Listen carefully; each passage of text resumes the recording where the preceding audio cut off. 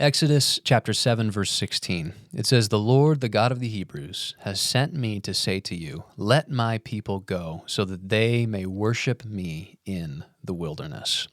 Moses went to liberate the Hebrews from slavery in Egypt. What was the purpose of their liberation? Worship. Now, what does that worship look like? The tabernacle. That is what we are going to be talking about today. After the Passover happens, the Israelites, they leave Egypt under the leadership of Moses. They receive God's law, the Ten Commandments. They receive other laws on how to set up a civic order so that they can live as a unit, being led by the Lord during this time in the wilderness. And then, all the way from Exodus chapter 25 to Exodus chapter 31 are detailed instructions on building a very fancy tent called the Tabernacle. Here's what it says in Exodus 25. "The Lord said to Moses, speak to the people of Israel that they take for me a contribution. From every man whose heart moves him, you shall receive the contribution for me. And let them make me a sanctuary, that I may dwell in their midst, exactly as I show you concerning the pattern of the tabernacle and of all its furniture. So you shall make it." So, what was the purpose of the tabernacle? It was so that God could dwell with his people. This is a huge theme all throughout the Bible that extends all the way from Genesis to Revelation, and the tabernacle is a key part of that. If we were to sum up the tabernacle and its purpose in a phrase, I think that we could say this: to go into the tabernacle was like coming home. A sense of familiarity, a sense of warmth, a sense of being at home with the Lord. When you are gone on a long trip, there is nothing like when you first cross back into your state, when you first come back into your town, your city, when you turn on your street, when you turn into your driveway, and then when you open the front door, you breathe a sigh of relief and you say, like what Dorothy said in The Wizard of Oz, "Oh, there's no place like home." And so that is what God was creating through the tabernacle. When God created the world, he made a home for Adam and Eve called the Garden of Eden. But because of sin, they were kicked out of their home. They had to leave home, leave that place of familiarity where they thrived. And now, because of the sin inside of us, all of us have that same sense of homelessness, a sense that we're not exactly where we should be. We're not at rest. It's a literal dislocation. When you talk about the dislocation of a shoulder, let's say, it's because the bone has been pulled out of the joint. It's been removed from the place where it is supposed to be at home in that joint so that you can have mobility and no pain. And so in the same sense, our hearts are dislocated because we are not ultimately home because of sin. We have left the garden. And this points us to the fact that our place of home is with the Lord. Augustine famously said, "We feel this way because this represents our longing for God." He says, quote, "Our hearts are restless until they find their rest in you," end quote. Our home is with God. And so what is the tabernacle? The tabernacle is our map back home. How does the tabernacle fit into the history of redemption? How does it fit into this theme of dwelling? Well, it points us back to our first home, the Garden of Eden, and then it points us forward to Christ, our true home, and our future home in the new heavens and the new earth. A few ways that the tabernacle parallels the Garden of Eden. In the book of Genesis, God created the world by speaking. It says 7 times God said, and then it happened.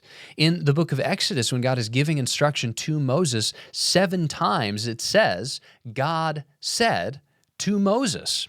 In the Genesis account, it ends with a description of the Sabbath. God rested on the 7th day. In the Exodus account, it's the same thing. It's a description of the Sabbath that the people were to take to reflect the God who rested on the 7th day after he created the world.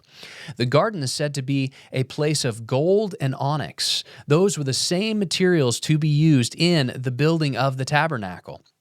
When God made Adam, it says that he put him in the garden to do two things, to work it and to keep it. Those exact same Hebrew words, that exact same Hebrew phrase is being used of the priests of the tabernacle and what their responsibilities were supposed to be.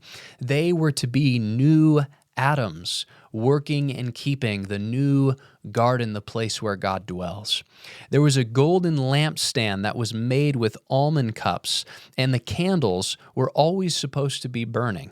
It's a tree that gives light, similar to the tree of life that was in the garden. The curtains were filled with embroidered palm branches and pomegranates, so that when you stood in the midst of the Holy of Holies, when you stood in the curtains, it felt like you were in a garden. Even in the garden, after sin, Adam and Eve, they get evicted, they're kicked out, and what does God put at the entrance to the garden? It says he puts an angel with a flaming sword. The curtain that blocked the priests from the presence of God in the Holy of Holies had on it embroidered cherubim, flaming swords being held by angels, saying, "This is how you get back into the garden." And most of all, the presence of God was there in the garden, and the presence of God came and filled the tabernacle once it was completed. In the garden, it says God walked with them in the cool of the day. And in the tabernacle, there's something called the table of the bread of the presence. I don't know about you, but for us, a lot of life happens around our dining room table. That's where we have family meals almost every night. When we invite friends over, when family comes over, we gather around our dining room table. We actually had a bench built so that you could just pack kids into that side of the dining room table so we could fit as many people around it as we could. That's where our life happens.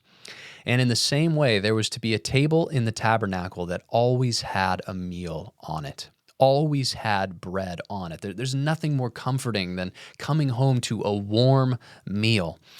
In the bread of the presence, in the table of the bread of the presence, God is inviting his people to share a meal in his presence because he is there.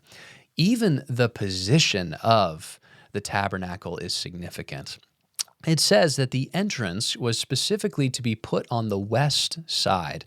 And you'd think that was arbitrary. Why not the north, south, or east side? Those are all good sides as well.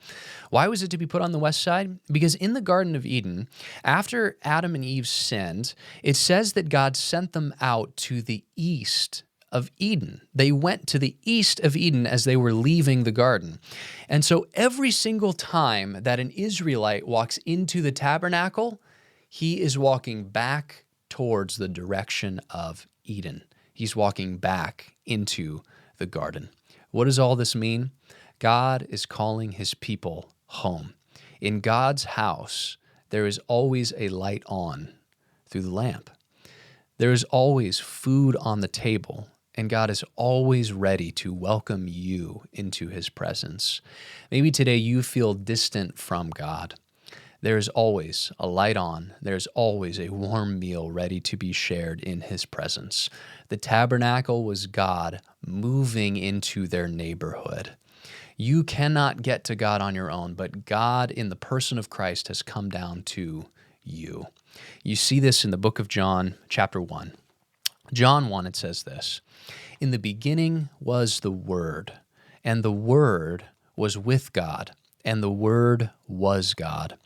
Then down in verse 14, it says, "And the Word became flesh and dwelt among us, and we have seen his glory, glory as of the only Son from the Father, full of grace and truth." The Word here obviously is the person of Jesus Christ, the Son of God. And it says, notice, it says that he became flesh and he dwelt among us. Well, that word for dwelt, that word in Hebrew is the exact same word used for tabernacle. And so this literally reads, "The Word became flesh and tabernacled among us." Jesus is the true tabernacle. Jesus is the true place of the presence of God. You don't have to travel to a tabernacle or a temple somewhere because the temple has come to you in the person of Jesus. And in Jesus, God is moving into your neighborhood. In Jesus, there's always a light on, there is always a warm meal, and God is ready with open arms to invite you through Christ back into his presence.